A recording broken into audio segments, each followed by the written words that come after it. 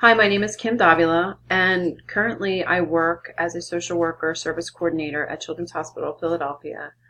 In that particular role, I am not an active participant in assessing children and giving them a diagnosis.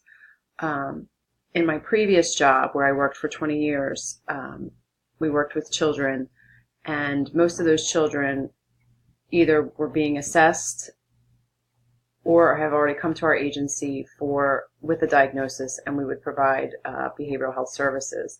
In that particular role, I did collaborate with uh, school administrators and teachers and our psychologist in order to make the diagnosis, but the psychologist was actually the one who made the diagnosis.